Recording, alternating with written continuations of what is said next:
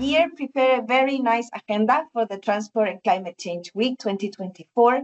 And we have been crossing the journey already, where we learn from ministers to embody solutions, to be users of the solution, to lead the change by example, and also provide high standard solutions in order to make them the preferable option for users. On Tuesday, we went through urban solutions and we make a walk in the Balkans where we understood the importance of the private, the human use of the public space, sorry. And then we talk about gender, and in gender, we learned that we need time to understand the issues and challenges for employability and collect data to provide tailor-made solutions. In vehicles efficiency, we learned that the process takes time. It's a process on a perspective in a long process, so you need clear step by step, and that is very important to get the opportunity of international exchanges to learn how to best do it and how to speed the race. Yesterday, we learned about adaptation and the complexity that are coming increasingly in a changing climate environment. And then we get into this possibility of having 100% SAF fueling for aviation, where the key is to have collaboration and financing in order to provide the infrastructure needed for the most challenging change of energy in the transport sector. Proven solutions, no need to reinvent the wheel. We know very close the case of Africa, and then how to integrate transport system operators and investment from the public sector in order to provide a high standard public transport was the case of Latin America. That set the base for this very in-depth conversation on our key commitment, which is climate commitment. And I am very happy to invite my colleague Urda Eichhorst to lead us into today's NDC Commitment and Implementation Asia session. Welcome, Urda, the floor is yours. Thank you very much, Andrea, and welcome also from my side to the 4th day of Transport and Climate Change Week. We are gladly connecting the dots now from all the technical sessions and discussions that Andrea just mentioned, now to talking about climate commitment. And of course, we are also connecting the dots from Europe, Africa, Latin America, over to the Far East and Asia today. And some say that in the future of the planet will actually be decided in Asia. And so this is, I guess, putting a bit of pressure on everyone who's participating from this region. And of course, the question then is, why is that?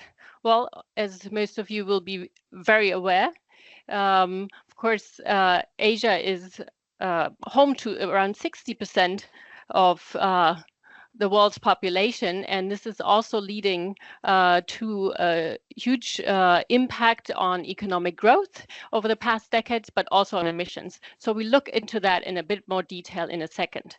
But before we do so, I would like to quickly take you through the agenda, what's up in the next 1.5 hours.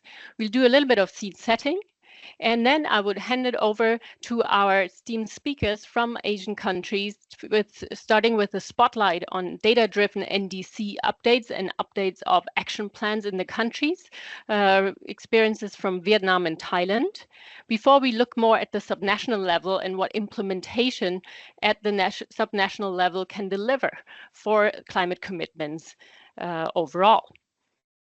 Then we would like to take everyone into breakout sessions so that we can actually get your personal experience on NDC implementation and also your view on the ambition for the next NDC update that is due in February next year, and what you would like to ask of COP29, which is coming up just next week in Baku. And then with that messaging from the region, because this is something we want to insert into Transport and Climate Change Week and also our messaging for COP. We will wrap it up with an outlook that will be provided by Alice from the SLOCAT partnership on enhancing transport strategies in NDCs 3.0 with a fresh from the press publication that they have just developed for UN SCAP, and which was just launched. So without further ado, you already see me. I'm leading the mobility and cities team at GIZ in China, and I'm just going to present a little bit of the background of what we're talking about here today. I was already saying we've seen tremendous growth in Asia economically, but also when it comes to emissions. And in transport, actually, Asia Pacific region is responsible for around 42% of global transport CO2 emissions if we exclude international aviation and shipping. And what you can also see from these charts here is that the majority of the growth is happening in Eastern Asia. And this is important because also the future growth, even though Africa is picking up when we look at the growth relative, but in absolute terms, of course, Asia is still leading this path. We also see a lot of transport demand growth and therefore also projected emissions growth if we don't change and turn the trend in Asia, coming in particularly from the freight sector. So clearly, it'll be decisive whether or not we will be successful in addressing these issues in Asia, and this will meet or not meet the international climate commitment. But on the positive side, there's also been a lot of ratcheting up of climate commitments in the Asia-Pacific region over the past 5 years. We now see 14 Asian countries with economy-wide net zero pledges, including also non-greenhouse gas targets for transport. And this means they are covering the majority of transport emissions in this region as well. Nonetheless, only 6 Asia-Pacific countries actually include a transport greenhouse gas mitigation target in the NDC. And what does this tell us? This tells us two things. There's a good framework already in place for really working towards net zero emissions in transport sector by 2050. And it also says that progress on national transport greenhouse gas mitigation targets and strategies in the countries is actually surpassing what we see in the NDC texts themselves. In fact, Slocat's research showed that around a quarter of all identified transport emission mitigation targets are only included in the NDC. So 3/4 are not yet included. And as GIZ, as part of also the SLOCAT partnership and the international transport community, we think it'll be very helpful to include these mitigation targets in the next NDC update to reflect what's actually happening on the ground already. What we've also seen in the second generation NDCs compared to the first generation is an increased number of avoid and shift measures included already, but we see still a bit of a lack of attention to hard to abate sectors such as freight, and also adaptation in the transport sector is not really reflected yet in most NDCs. Then I would like to highlight a few findings from the NDC Transport Initiative for Asia, a project that I've been coordinating over the past 4 years, in which we have been implementing with a number of organizations, as you can see here at the bottom of this publication. And we looked a little bit more in detail at China, India, and Vietnam, and how actually national transport policy and NDCs come together or not. And what we find is that the economy-wide net zero targets really provide positive impetus for also addressing the transport sector, even if there's no target included in the NDC itself. We still need ambitious government leadership, especially in the time that we are facing, times of crisis. We see a bit of a divergence economics and of also, unfortunately, investments in defense. So this is important to keep an eye on climate change. We also found that the concept of a just and equitable transition was not well articulated in most of the interviews that were conducted as part of this study. And I think this is really something to look out for, to really ensure that we take everyone along in this transition that provides huge opportunities to develop new markets and economies. But of course, it also means a lot of change that needs to be addressed in a fair manner. Few other things we found. I don't want to read all of them out, but I think on a positive note, freight is gaining much more attention than it used to be. It always used to be the elephant in the room, but over the past years, we really see much more efforts also addressing the freight transport sector. And gladly, also the NDC Transport Initiative will continue its second phase, focusing on freight. Another last barrier we would like to see overcome more in the future is that energy and transport are still working quite in silos. So really integrating the renewable powered e-mobility transition, I think, is what we're looking for. Now, I've already talked quite a lot, so we would like to hand it over to you and see, did you actually know a few facts and figures about NDCs and targets in the Asia Pacific region? And for this, we prepared a poll that I would like to share very shortly. You will just have a window, sorry for that, pop up. And it's already here, I think, being shared if I'm not mistaken. Okay, excellent, even better. And then please just answer them. The correct answer will also show up in a second.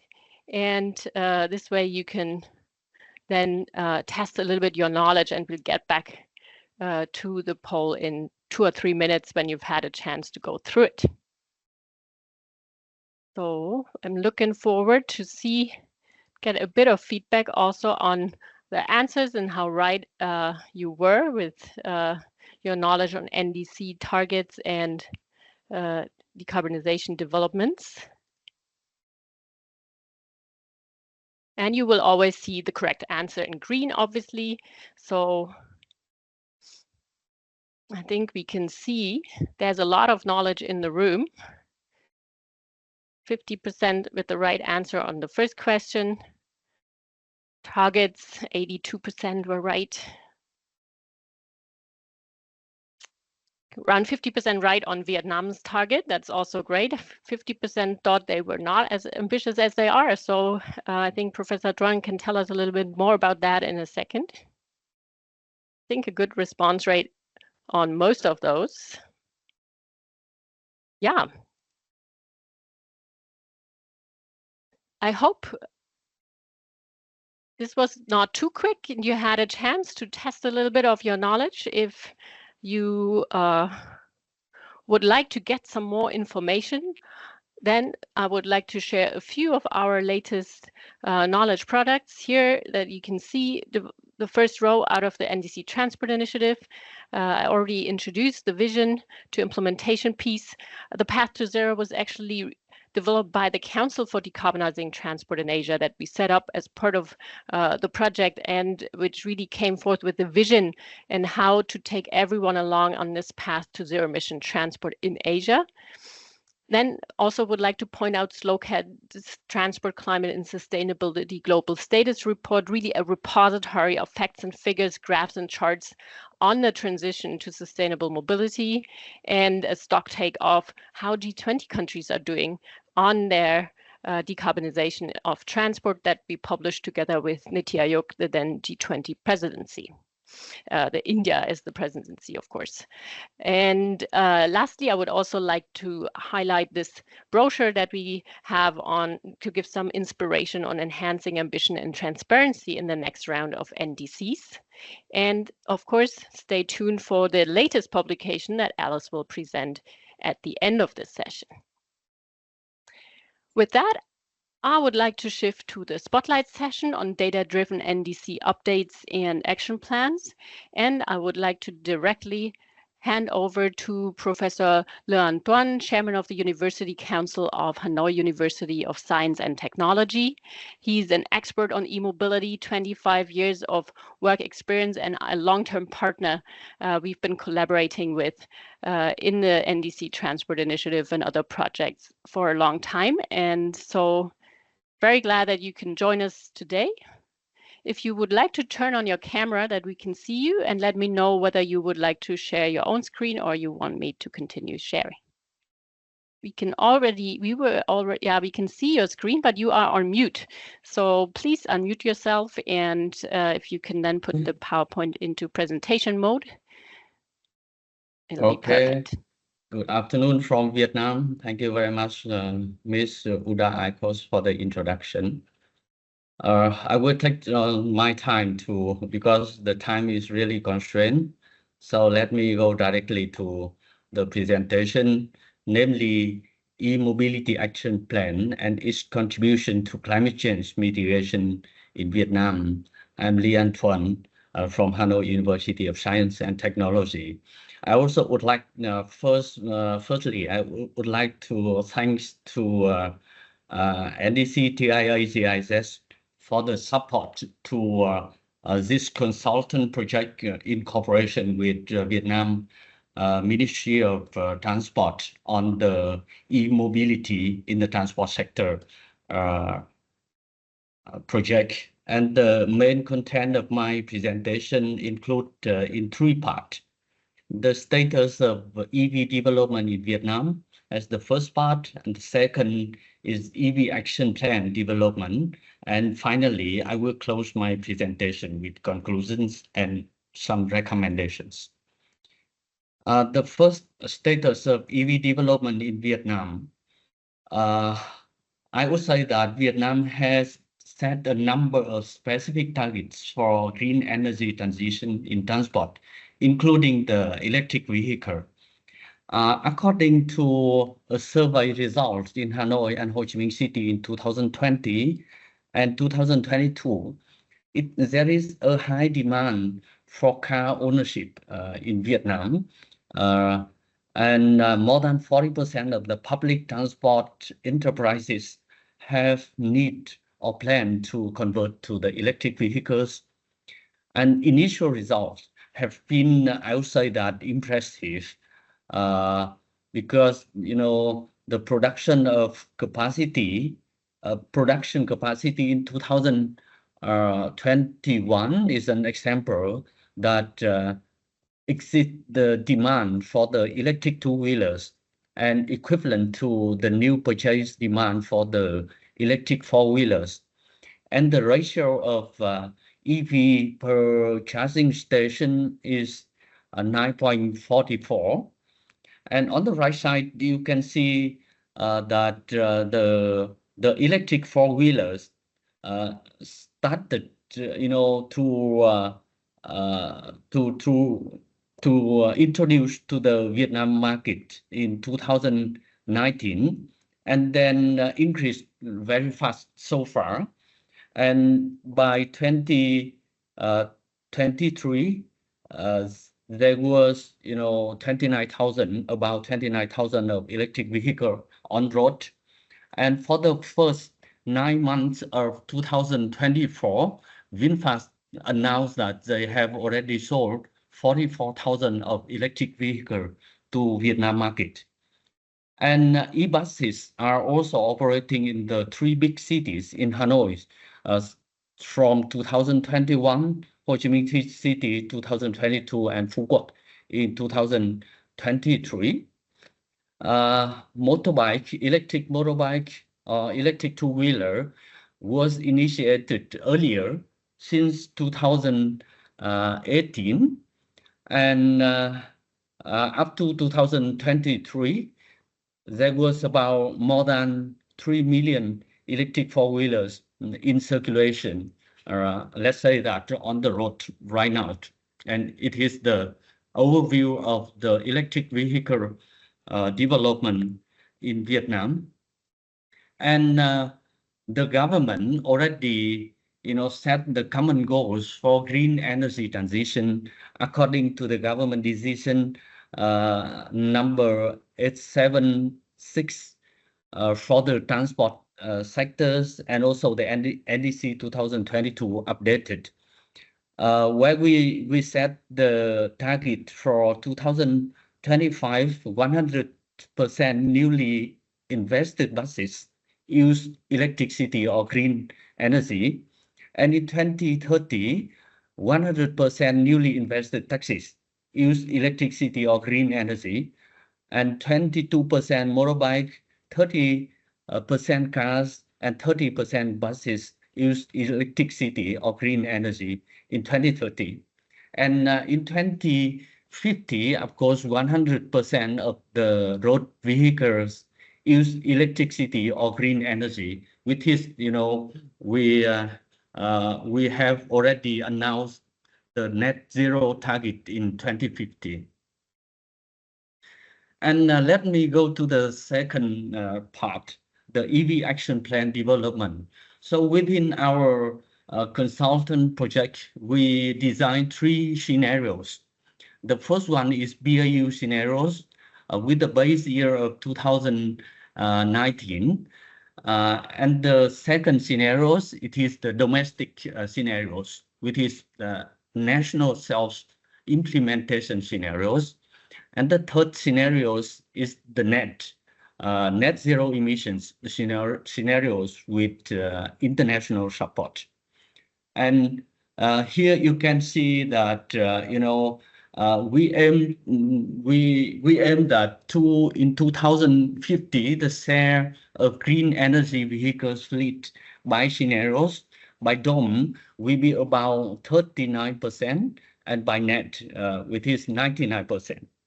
And within among the green energy vehicle fleet, you can look on the left figure that the number of EV accounts for a large proportion. And in 2030, let's say EV already dominate a small portion of CNG, PHEV, and HEV. And in 2050, 98% of EV for DOM scenarios and 99% of the EV for net scenarios. And of the net scenarios, hydrogen and methanol vehicles will share higher proportion to the DOM scenarios. That is the reason why the share of EV reduced compared to the DOM scenarios. And electricity accounts for about 18% of the total energy demand by 2050 in the net scenarios. On the left, you can see the energy demand and shifting trends. And on the right side, you can see the share of electricity demand by sector in the net scenarios, where we can see that in 2050, the road will share 83%, and the railway 11%, and inland waterway with 6%. The forecast of total green energy greenhouse gas emission, where we can see with on the left side, there are 3 lines with the BAO, DOM, and also net scenarios, where we can see that in 2050, the greenhouse gas emission reduced 88.9% compared to the BAU. And the right side, it is the total million ton of CO2 equivalent for the different sectors. And some recommendation on national EV transition plan. You can see on the right side that we divide the EV developing process, the development plan for 3 phases.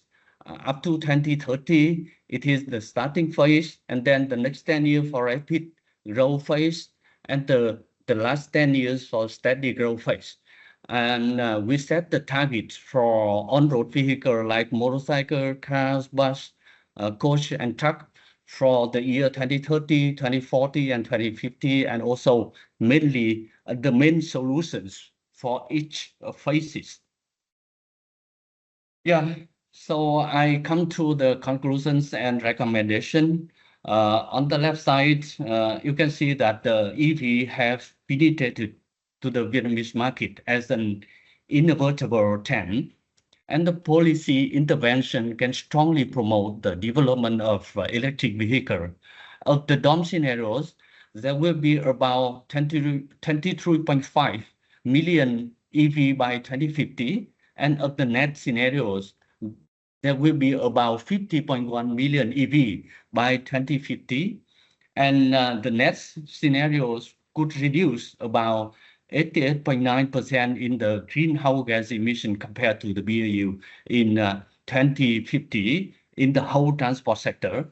And I would like to say that compared to, let's say, we take a look on the investment fund for the net and the DOM scenarios, and we recommend that Vietnam should follow the net scenarios rather than DOM scenarios. the recommendation for the EV development for the 3 stage. As the first stage, we should strengthen the preferential policies, support vehicle transition, invest in infrastructure development and domestic production. And for the second stage, the strengthen solution for modal shifts, vehicle usage transition and demand control, etc. And the last phase, we should implement mandatory solutions, legal instruments to promote vehicle transition, continue modal shift solutions, invest in infrastructure and power sources and clean energy to serve transition needs. That's all from my side. Thank you very much for your listening. Thank you very much, Professor Tuan. This, I think, was really remarkable in seeing this enormous dynamic in Vietnam when it comes to EV development. I think it's, I've seen it a couple of times before, but it still impresses me. So I think this is really great, and thanks for keeping to the time. I think we have time for at least one question, which is in the chat, and the question actually asked, is Vietnam on target to have 100% new electric buses in the year 2025? So other words, next year. Will there be national government or local government subsidies for transport companies? And how is Vietnam planning to achieve that? I would say that, we targeted 100% electric buses, newly electric buses, or green energy from 2025. So let's say that there would be 2 modes. The first one would be electric buses, which is the highest priority. And the second one would be, some other type of green buses, like, CNG should be also possible for Vietnam buses from 2025. And, the government also trying to set some incentive also for the private company that they would like to invest in the public transportation. Okay, thank you very much for that. And I think in terms of time, I would say let's keep you can still think about your questions because we'll also have the breakout rooms later on. But in the interest of time, I would like to thank you again very much for your contributions. And I would quickly move over in connecting the dots from Vietnam over to Thailand, as our next speaker is already waiting. And I would like, therefore, to give the floor to Dr. Punya Chupanit from the OTP, the Office of Transport and Traffic Policy and Planning in Thailand. And I think you will be sharing your presentation yourself. Okay, thanks, Urda, for your introduction. Let me start my presentation. Good afternoon, distinguished delegates, ladies and gentlemen. Today, I'm very pleased to share an important topic with you, Thailand NDC Action Plan in Transport Sector. Thailand has set ambitious targets for achieving carbon neutrality by year 2050 and net zero emission by year 2065. And this action plan is an important tool for Thailand to meet our commitment to reduce greenhouse gas emissions. In this presentation, I will highlight important points on how transport sector can contribute to our national objective of reducing greenhouse gas emissions. Next slide. In our work at the Ministry of Transport, we have formulated strategy so-called triangular concept. The triangular concept is used as a guideline in developing our transport network. The triangular concept consists of 3 priorities. The first priority is green and safe transport. The second is the inclusivity transport. And the third is efficient transport. All these priorities are driven by innovative technology and efficient management system to ensure a successful implementation. From the government commitment in COP26, Thailand will reduce CO2 emission totally 184 million tons of carbon dioxide equivalent. This figure includes the reduction from all sectors. For the transport sector, Ministry of Transport take a responsibility to mitigate CO2 emission about 45 million tons. In order to achieve the set target, 6 mitigation measures are put in the NDC action plan for transport sector, in which they are shown on this slide. The first mitigation is electrification of transport. This measure is one of the most promising strategies to reduce the greenhouse gas emission in transport sector. The Ministry of Transport has supported electrification of all vehicles, including cars, buses, boats, and trains. For cars, the government set a target that by year 2030, 30% of all cars manufactured in the country have to be electrified. The statistics of new car registration show that the cumulative number of registered electric cars, specifically battery electric vehicles, has experienced rapid growth from year 2020 to first quarter of 2024. For buses, the Ministry of Transport has supported private companies to transform their internal combustion engine buses to EV buses, and we have a plan to electrify our public buses as well. At present, around 2,000 electric buses operated by the private company are in service. The Bangkok Mass Transit Authority government agency plan to replace more than 3,000 ICE buses with electric buses.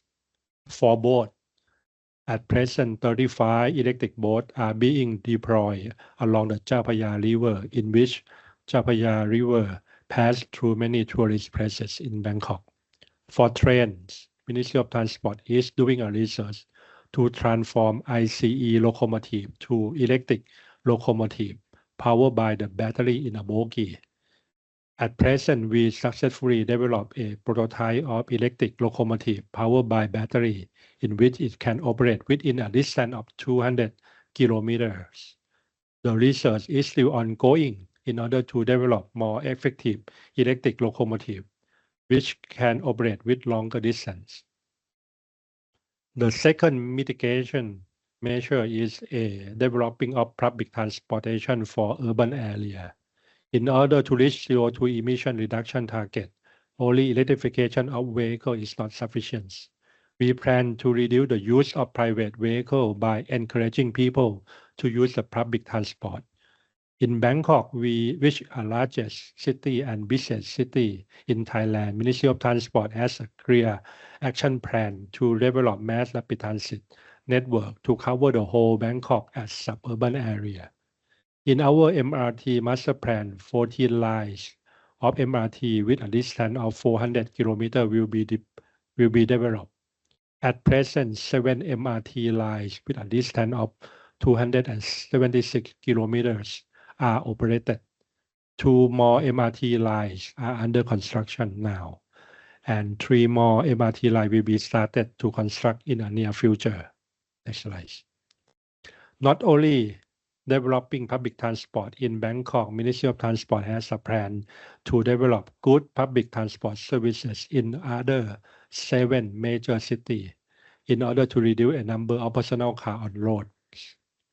The third mitigation is developing of intercity public transport for people and developing of green logistics for cargo. Most of the cargo in Thailand are transported by trucks, in which it is costly and is not environmental friendly. Ministry of Transport aims to change cargo transportation from road to rail, which we is now making significant investment in rail infrastructure. At present, most of the rail network in Thailand is single track. This single track railway creates a problem of service punctuality, and reliability.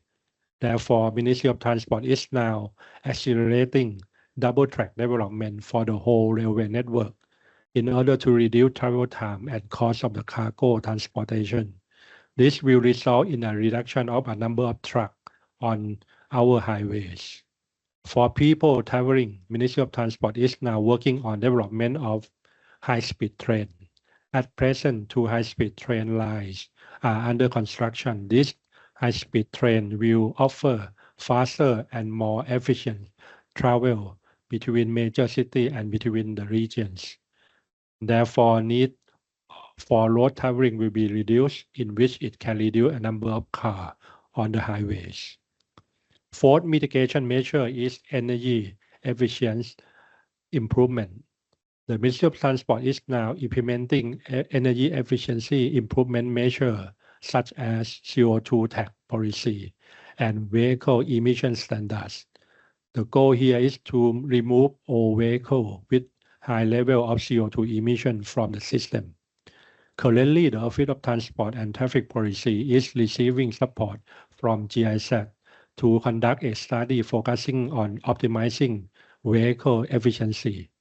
This study is a part of the IMPROVE project, which will outline measure, pathway, and roadmap for achieving low carbon emission goals.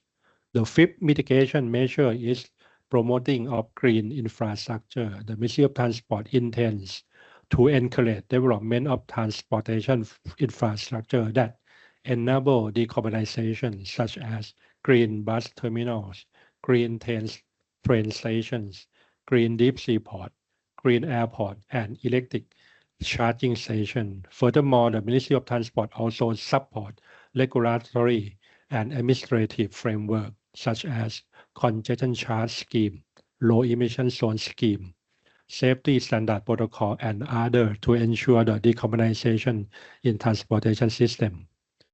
In addition, seamless connectivity between different modes of transportation is one of another key issue. This connectivity will facilitate people to use the public transport, and it will encourage logistic company to transport their goods or cargo by trains. Next slide. The sixth mitigation, the last one, is the use of the future energy for transport. While EV technology continue to advance and adoption of sustainable fuel such as biofuel and hydrogen can play a significant role in reducing emission in the future. Hydrogen fuel cell can offer promising solution for longer vehicles such as buses and trucks. This requires long distance and heavier loading. The hydrogen fuel cell is also in our NDC action plan. The aviation sector is another significant contributor to greenhouse gas emission reduction. Ministry of Transport is on the process of implementing SAF in aircraft. This SAF presents a viable path to reduce the carbon footprint in aviation sector. To achieve carbon neutrality and net zero emission in the transport sector, it will require unprecedented levels of innovation, collaboration, and commitment. It requires us to rethink how we design, operate, and use our transportation system to minimize carbon emission while maximizing efficiency and accessibility. This is our vision and goal for the Ministry of Transport. However, the path to net zero is not just about reducing emission, it's about creating a good collaboration between government, private sectors, and international institutions. Let us work together to drive this transformation and lead Thailand toward a green and sustainable future. Thank you very much. ขอบคุณครับ Thank you very much, Director General Dr. Punya. Really appreciate that you make the time. I understand you're very short of time and have to run to your next meeting at the Parliament. So I will not keep you very long, but I think you also mentioned a really key message at the end. It's not just about technology and decarbonizing the sector, but really also the cooperation and the stakeholder engagement of government, both in Thailand, but also internationally, and the private sector and other organizations as well. So I think we take this as your key message, and would thank you really very much for making time to share your experience here. I think it's very promising to see, to have this whole sector approach, and also that you're focusing as well on the inclusivity of transport and really the promotion of public transport, and not just sort of the vehicle and energy transition. So thank you very much once again, and yeah, see you in the next opportunity we might get to meet virtually or internationally. And I would like to share my screen again. And we are moving on with connecting the dots throughout Asia, moving further south to the Philippines, and also to the subnational level. We've now heard from Vietnam and Thailand comprehensive strategies on national level to really promote the uptake of electric mobility, but also the comprehensive transformation towards sustainable transport. But what does this mean for subnational level? And we're very glad to welcome here with us today Mr. Cameña, Project Development Officer of Iloilo City Government, and to share your messaging and experience with the transport initiatives and the Philippine NDC. And I think we agreed that I would continue to share the screen. So if you could kindly unmute yourself and turn on your camera, and I will continue to share the slides for you. Thank you, Hey. Urda. Okay, so next slide, please. So this is kind of the agenda for my presentation. I'll be starting off with the city profile, just to develop the context. Part 2 would be what we're doing with urban transportation. And lastly, part 3 would be the transportation initiatives our city takes in terms of public transport mostly, and non-motorized transport. So for a brief history of our city, Iloilo City opened to the global market in 1855. It's made us a key commercial hub in the Philippines. We were once the country's second most important commercial city. The main population centers or poblaciones were formally integrated as a city in the 1937 charter. Next slide.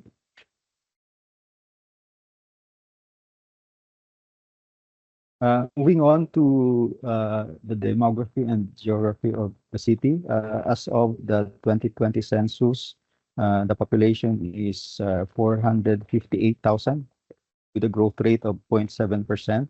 About 2/3 of our population are within the 15 to 64 age group. So this describes the manpower of the city. Projections estimate the population will reach 500,000 by 2028. The average household size is 4.4, roughly above the national average, which is 4.1.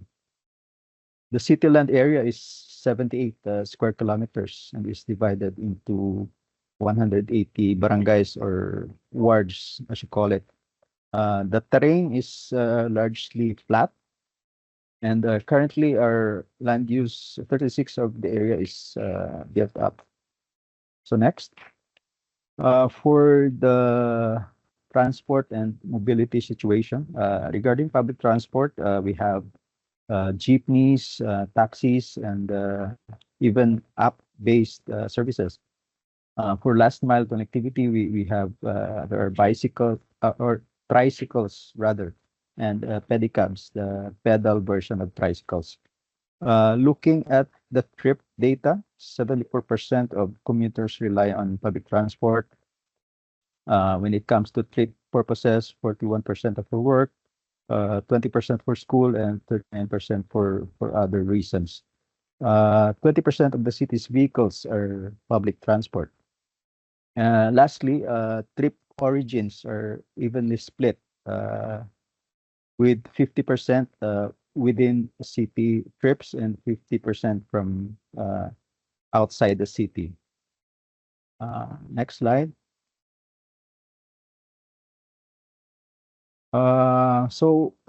These are the key challenges we face in our transport system.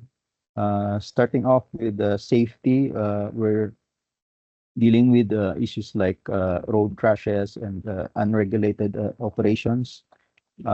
Regarding reliability, we face unpredictable headways, long travel times, insufficient off-peak services. Additionally, I think a robust origin and destination data is lacking. For economic challenges, they include the viability of existing routes. For comfort, there's peak overcrowding, efficient terminals, and inadequate stops that impact the commuter experience. Air pollution is still a concern in the city. Lastly, we also need to address issues in gender and equity. As for the Department of Transportation proposal, these are the unconditional options for Philippine transport sector.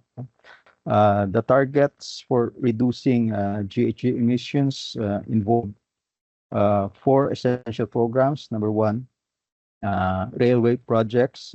Number 2, public transport modernization. 3, motor vehicle inspection, and 4, BRT projects. So these programs aim to meet our NDC targets, which is unconditional for the year 2040. Next. So let's look at how the city is addressing the transport issues mentioned. I'd like to skip this slide and move on to the next. So the public transport route plan is a significant step forward. This plan enabled loans to modernize the transit fleet. So far, 1 billion pesos, or around $17 million, has been invested in modern jeepneys. So additionally, the plan opened opportunities for women's participation in the transport workforce. Next. So we have had support from Project Star Plan 6. So the technology-assisted route planning for Western Visayas. Star Plan 6 is a project that spanned 6 provinces and 2 highly organized cities in our region.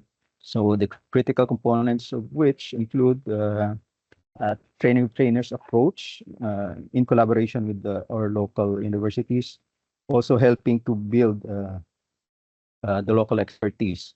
There was training on transport modeling, mainly with the use of software M. Third, there was hardware and software transfers, which includes MA licenses. So next. So another project would be the low carbon transport project, which we think advanced our city's commitment to sustainable transport. The key contributions of which include conducting of jeepney performance assessments. I think there was also a feasibility study for charging stations to support EV uptake. Third, they were offering also a fleet management training and introduce linkages with jeepney manufacturers, the modern jeepney manufacturers. Next. So another project we have at the moment is the Project Parasol, which is a collaboration with this NGO, Safe Travel PH. The key components would include organizational and city planning support, which we need, and this would offer insights into the transit operations in the whole city. There will also be a mini service mapping, which will run for 6 months, sort of an experiment. Next slide. Thank you. And may I ask you to maybe speed up a little bit as we are running out of time? Okay. Next, we want to highlight the Iloilo City Bicycle Network. The network encourages residents to shift from motorized vehicles. Each lane sees over 1,000 daily bicyclists and is shared by pedestrians and joggers. Next. I think this slide showcases the Iloilo River Esplanade. At first, the main objective of this project was to clean up the river, but now it serves as a scenic space, encouraging walking, cycling, and fitness activities. So the Esplanade has become a model for local governments and will receive an international recognition through Asian Townscape Awards. Next. So I think for the next, this slide is mainly with the DOTR, Department of Transportation initiated projects in support of active and public transport. So the main components would include establishment of end-of-trip facilities, number 2, installation of bike racks, 3, construction of urban shading structures, or what we call green tunnels. Number 4, development of public transport stops. Next. There's also this EBRT project through a public-private partnership. This represents an exciting development for the city's public transport now. This high-capacity bus system came from an unsolicited proposal, and this now serves as a test for the country's PPP code. This marks also an important milestone in public-private partnership. Next. So to add to that, there's this Metro BRT feasibility study, which is another step forward in establishing an integrated urban transport for the city and its surrounding towns. This city will focus on 3 phases. Number 1, as was mentioned earlier, the development of a high-capacity bus system. Number 2, creating connections between terminals and ports, so integrating various transit hubs. 3, implementation of a complete BRT system with dedicated lanes and feeder routes. So a management agency will oversee this project to ensure coordination. So next. So currently in its second phase, the summer project, SMMR, oversees activities in Cambodia, Vietnam, Thailand, Laos, with an expansion that includes Malaysia, Indonesia, and our country, the Philippines. Iloilo City, Baguio, and Jensan are highlighted here as project sites, emphasizing the project's reach. So I think we're down to the last slide. As we conclude, I think I'd like to emphasize the role of local governments in shaping the future of mobility, and as highlighted by our national transport policy. With their deep understanding of local conditions and residents' needs, local governments are positioned to drive impactful change. And this policy calls on them to take greater responsibility and accountability for achieving mobility outcomes that benefit their communities. So thank you for your attention. Thank you very much. And thanks for putting your key message here on a slide. This makes our life a lot easier. And I think it's very interesting because we're seeing a lot of discussion on this. What can be the role of local governments really in the NDC implementation, and also giving more voice to local governments, basically going both ways from how can national governments support local governments in the implementation, but what are also maybe the local governments duties in supporting this mobility transition. So I would like to thank you very much. Unfortunately, we are running 10 minutes late and don't really have time for questions. So I will move straight onward in our journey throughout Asia, and we will be moving onward to China. So I would like to give the floor directly to Shiyue, a senior researcher with the International Council on Clean Transportation at the China office, and we'll talk about addressing transport emissions through low or zero emission zones. The floor is yours. Thank you, Urda. Good morning, good afternoon to everyone. Let me share my screen firstly. Good morning, good afternoon, everyone again. I'm Shiyue from ICCT, the International Council on Clean Transportation China office.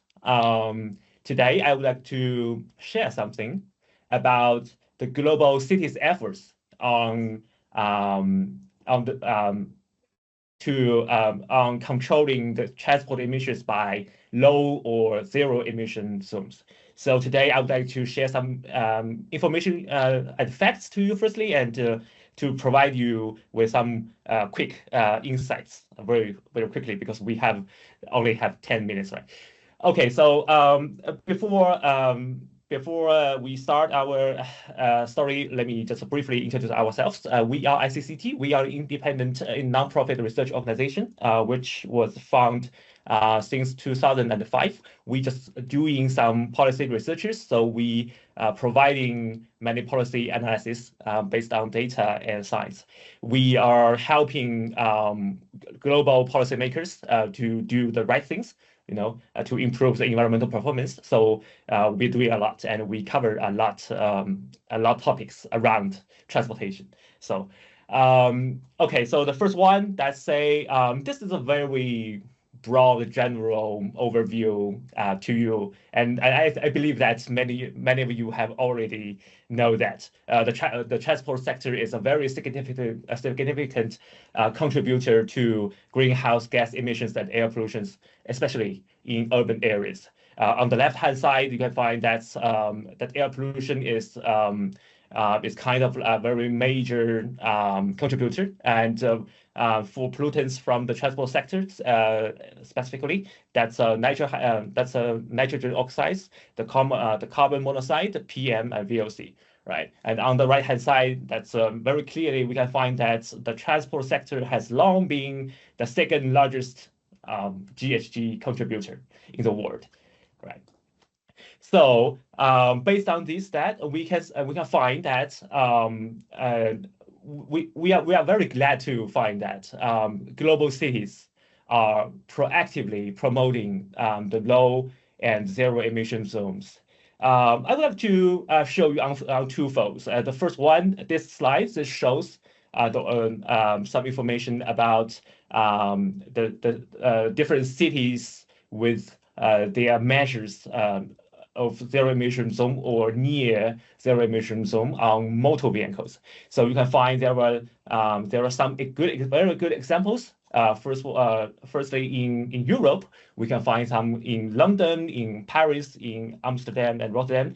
In these cities, they have conducted or are planned to do to introduce the zero emission zones or near the zero emission zones to their local regions that where only, like say, only the battery electric vehicles or fuel cell electric vehicles can get access to this region. And on the other hand, you can find that in Asia, we have like two good examples in China specifically, one in Luoyang and one in Shenzhen. So these are two cities that we can find that have such measures to do that. And on the other hand, in the previous slide, I just mentioned about measures on motor vehicles, but on this side, I'm mentioning the off-road machineries. They are also kind of like a hidden resource of the the pollutants. So on the left-hand side, there's a map of China, and we can find that there were many cities. They have such a low emission zones to reduce emissions from the off-road machinery. On the right-hand side, that's also again a world map where you can find different places, different regions. They have different measures with different colors. Sorry.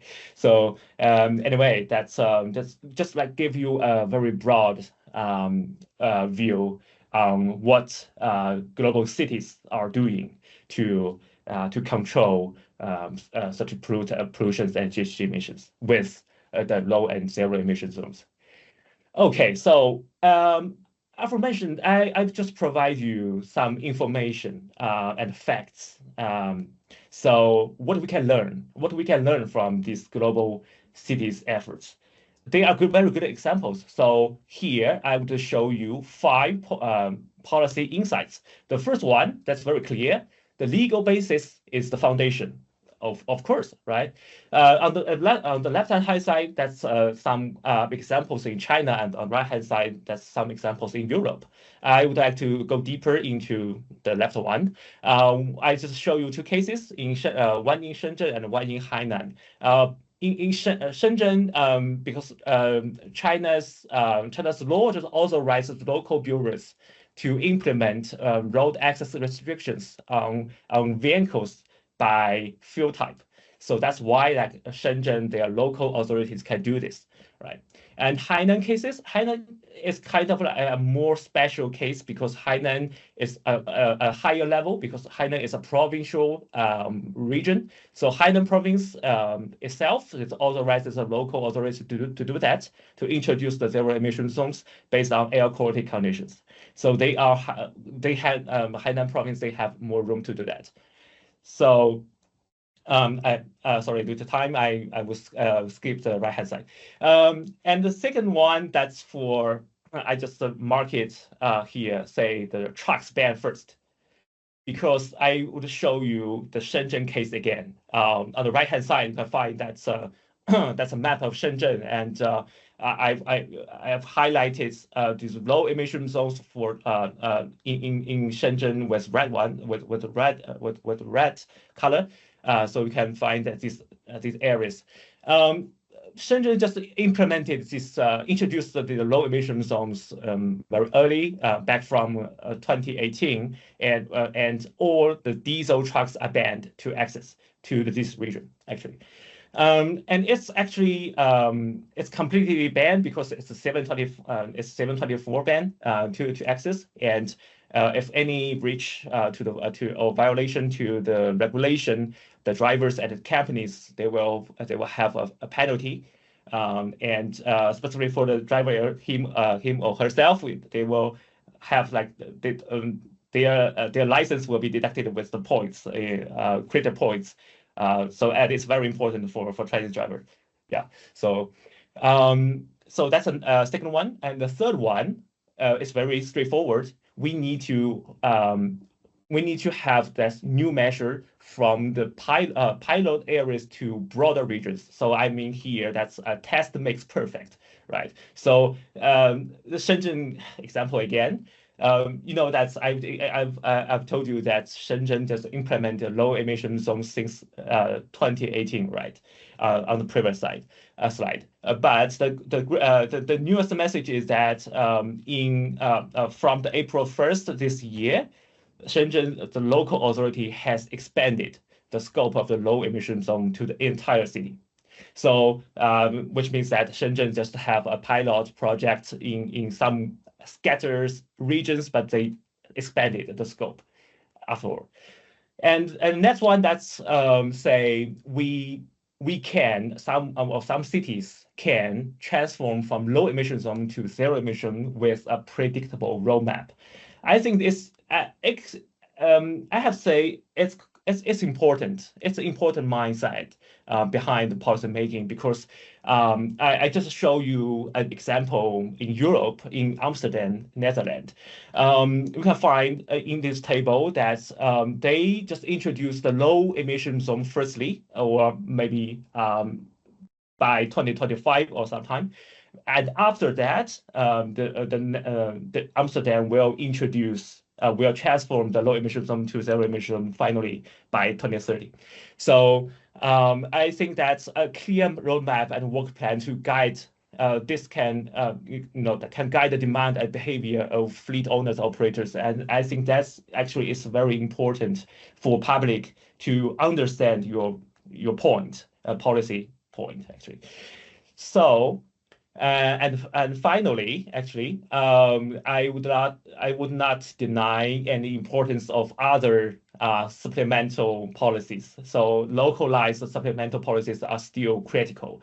For example, like say we need to have very good feasibility evaluation after we do such policy design, right? We need to check local environmental goals, geographical features, something else. And we also need to prepare from fiscal side, or I mean the financial incentives. I have to say that like for China, for example, like China is a very good example in promoting zero emission zone and zero emission fleet with these financial incentives. So, and it's a kind of a good a successful story so far. That's all. I hope I just catch up with the time. Okay, thank you so much. Thank you very much, and thanks for making it a quick one. I think really interesting to see how Shenzhen really transitioned from like a low emission zone, first in a small area, larger area, then moving towards zero emission. I think this is a very valuable lesson learned when we talk about more and more zero emission zones in Asia. I think we see the topic coming up strongly also in Vietnam and other countries as well. So I think really valuable lessons learned. Thanks for sharing them and sharing them so quickly.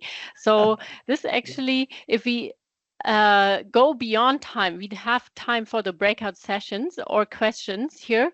So far, there's no question in the chat, but I think what we can do in order to not to lose too much time, we will be sharing our whiteboard that we prepared to get your view on the experience with NDC implementation, and also the ambition for the next round of NDCs just in the main room, so we don't have to break up into different rooms and don't lose time on the way getting lost in virtual space. And so I think this way we can get back on our timeline and not to lose people and give time to Alice as well. So I will be sharing a whiteboard with you in a second, and this is really encourage really everyone to be active and don't be afraid. It's a very simple piece. You can directly access now that it appears on the screen. It's super tiny to begin with, but you can also zoom in on your own screen as much as you like, so you can actually see it. And our idea here is really to collect best practices and lessons learned for NDC implementation from your point of view. What have you gathered maybe also over the first 3 days of this Transport and Climate Change Week? And what is your vision and or future ambition for Asian transport NDCs? Or also, if you like, what would you like to ask of COP 29 to help the transport sector in Asia? If we think a little bit about the finance as well, then you can just really grab a Post-it and drag it into one of the circles that you would like. And maybe one of my dear colleagues can maybe break the ice. I already see a pink one moving around. Or if you prefer, you can also raise your hand and speak out. This is your opportunity really to share some of your thoughts and what you would like to see or ask of the next round of NDCs. And this way we will still go a little bit over time, but we will have at least 5 minutes to collect your views, and then we can also integrate them in the summary of Transport and Climate Change Week.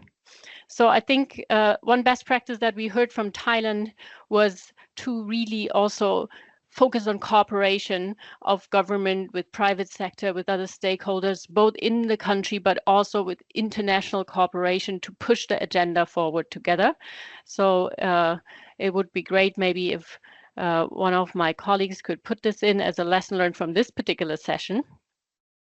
And while no one is raising their hand, I'll just keep talking to entertain you for a little longer. We have Professor Tuan.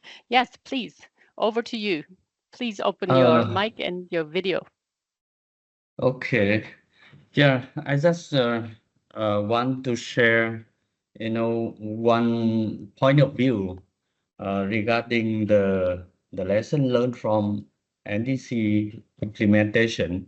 It is my private view, I would say, but in order to pursue our NDC targets, the most important thing would be the government commitment to the war. Like Vietnam, we set the net zero by 2050. It would be a very important goal, and everything go along with that. The second would be the support from international organization in advising us how to implement the for example, the climate change mitigation to pursue the NDC targets. And the last one would be, policies that go aligned with, with the NDC goals. That is my my private goal, my private comments, and I have to say sorry that now I have to leave due to another meeting, and I hope that I will have another chance to see all of you and also to share my ideas regarding the NDC implementation. Thank you very much, and thanks a lot for these really valuable inputs, and especially your last point, aligning national policy with the NDC goal. I think this is a really crucial point, and maybe also one of the more difficult ones. But I think you leave us with a lot of core messages. So thanks a lot for making the time and staying with us throughout the session up to here. Yeah, thank you very much, and I hope that other Vietnamese GIZ members here, they can contribute from the Vietnam side to this discussion section. Thank you. And goodbye. Goodbye. Have a good day. Thank you. All right, great. Is there anyone else who dares to raise their hand and provide your own lessons learned? I can also see that there's been something going on this whiteboard as well. Driving progress through cooperation, technology needs to be combined with national and international partnerships and grounded in scientific knowledge.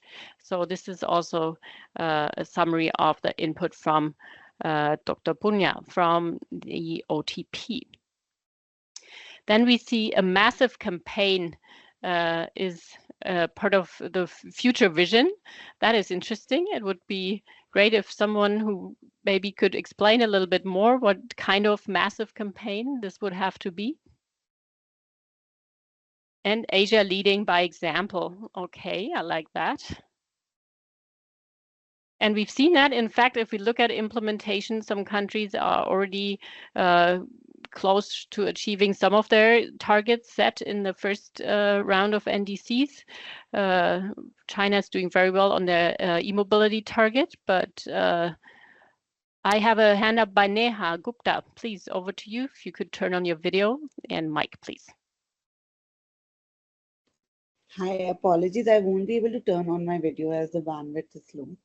Hi, But this we is can Neha hear Gupta, you. and I represent India.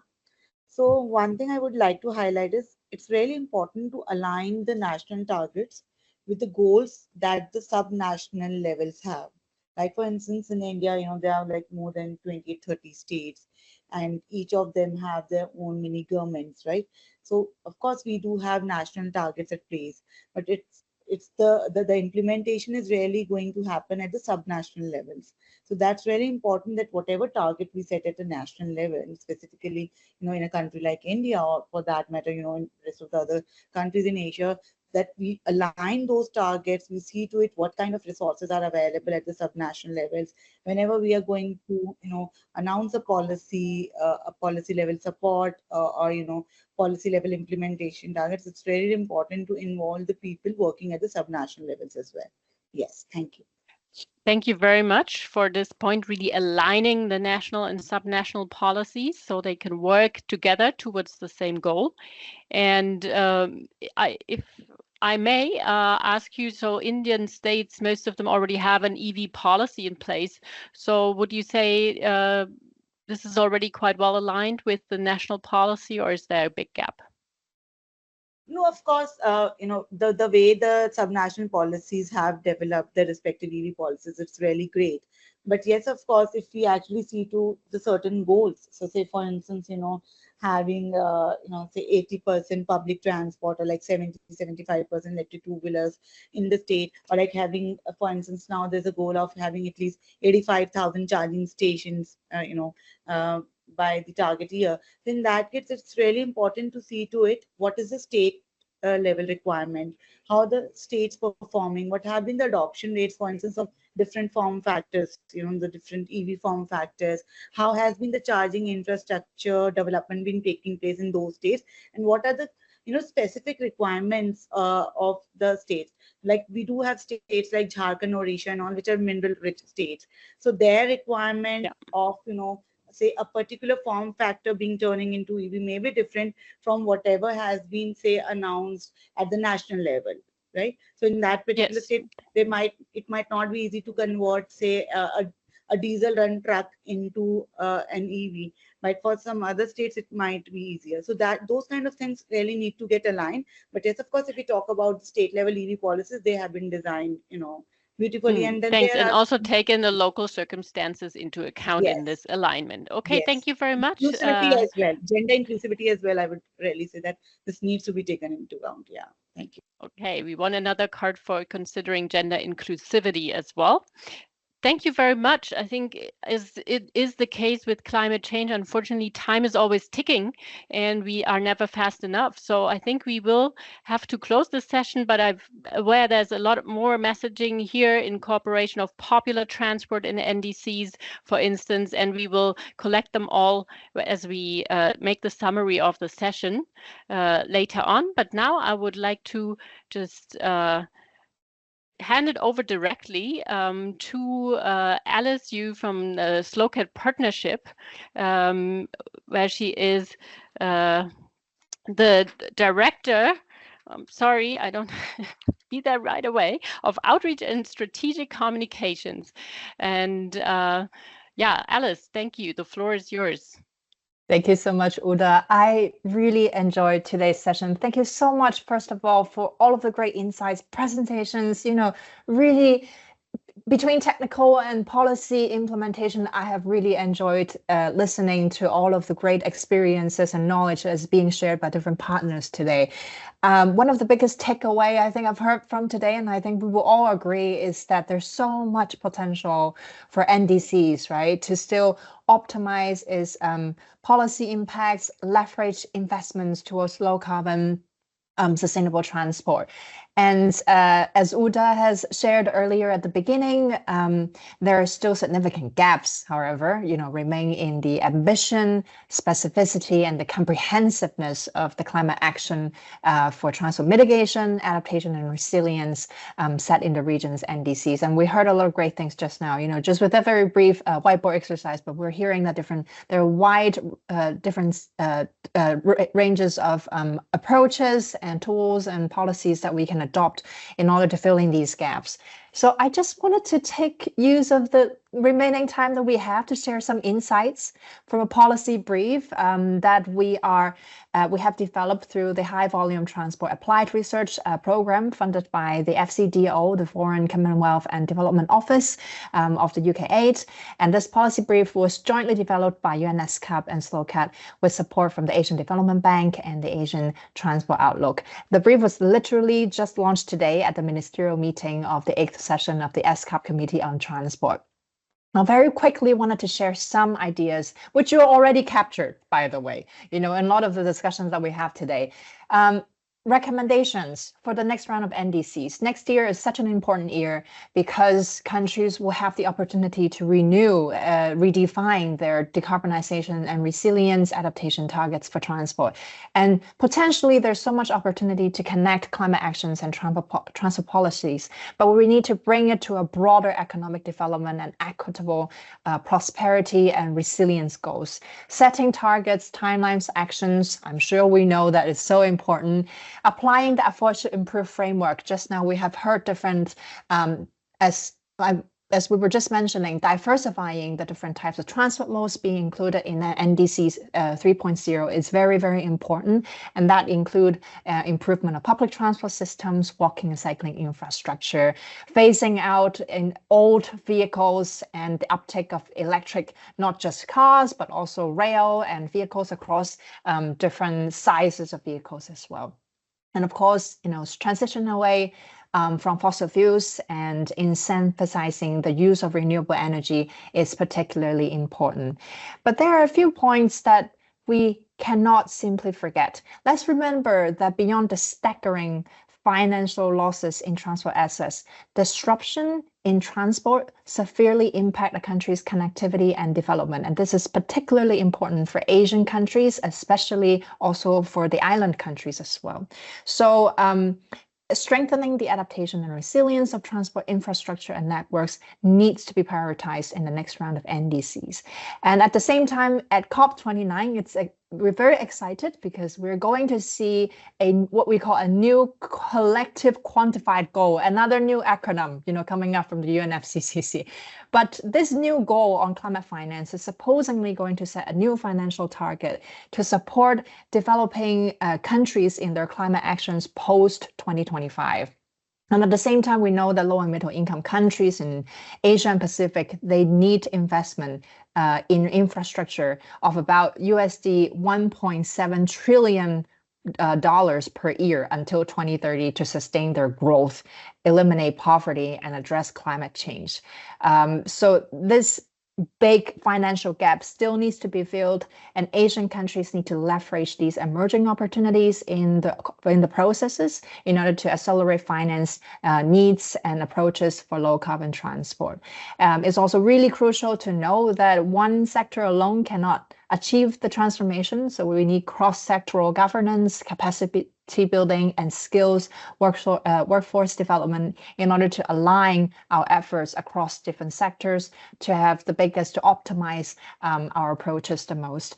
Policy alignment between NDCs, LT-LEDs, and national policies, which is something that NDC TIA has been really working very hard for partners in the regions to achieve, is particularly important as well. And we really look forward to see how phase 2 of NDC TIA will continue these efforts. And most importantly, and we also see today, the multi-stakeholder exchanges, collaborations, data collection, it's very important to track our process and towards fulfilling the climate pledges. So we're really great to see that there's a great cohort of stakeholders gathered today for this occasion. Many of these recommendations are already in place. We just really need the required speed and scale to take NDC 3.0 to the next level. So we want to invite you to stay tuned for our policy paper it's launched today at the ministerial and it will be available in the next couple of days. And at the same time, we also have a library for NDCs. There are templates being developed by different partners within the community for public transport, for popular transport, for active travel, for rail, where countries can use to see how they can develop or further refine their next round of NDCs. So with that, I would like to pass the time back to Urda. But thank you so much again for this great discussion that we've heard today.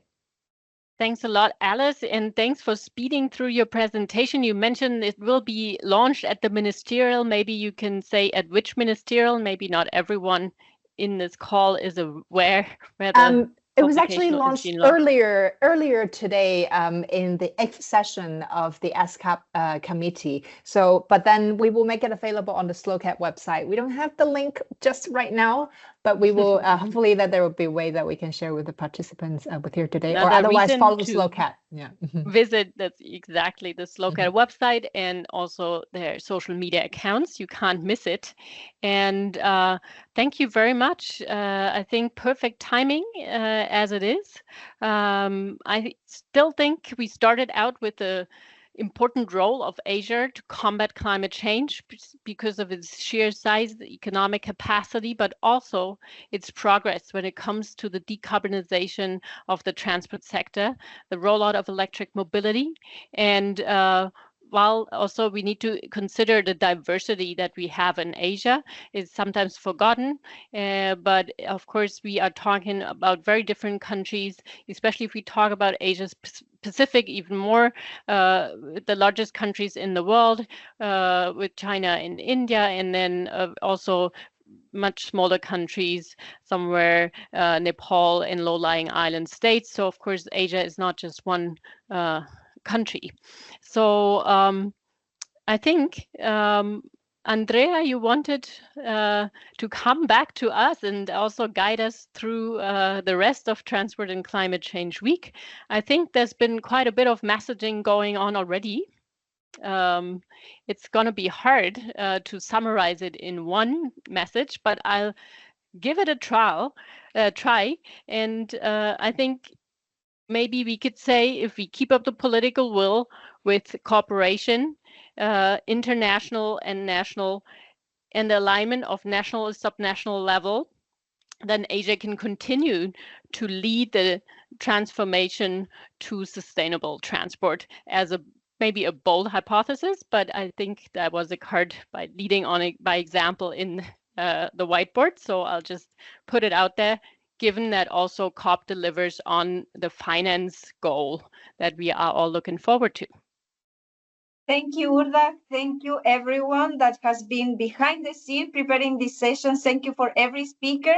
And I actually like the way you came in this conference day by it said that Asia will lead the decision-making in the future. And I like to see how fast Asia is getting in track in sustainable mobility, zero emission zoning, and as you said, political goals and will to go towards climate change.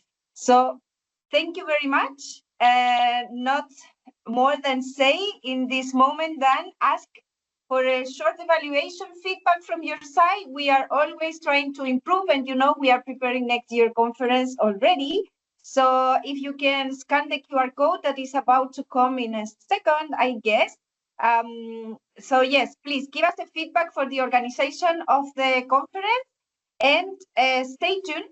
What is about to come next? In half of an hour, we are having a session on how to decarbonize trucks worldwide. So we are today all day speaking about NDCs and climate commitments. So you are welcome, invited to stay. In the afternoon, I know it's too late for you, but if someone wants to stay, we are writing a message to be delivered for the COP on Monday. And we will be having a call to action in the last session to talk about how to ambitious NDC from the transport sector. Tomorrow morning, tracking change. How do we measure this and how this multi-sectoral collaboration can be measured? And closing with think tanks, the role of civil society. So go have a break, make you a nice tea, and then come back to us. We will be starting at 10 European time. And a reminder for everyone, this is being recorded. So if you have missed the sessions that are not in your time zone, you can go back to YouTube channel Changing Transport, saying this session will be showcased to the rest. We have above 1,500 registration. So this is going massively, which is the objective of this year. Thank you, Urda. Thank you, Annelies. Thank you, every speaker. Go have a rest. And then we are waiting for you with a cup of tea in half of hour for the next session. Have a nice day. Thank you very much. And thanks to all the participants and speakers in putting in your opinions. Always good to have a conversation. Thank you, Urda. Bye-bye. Nice to see you. Bye.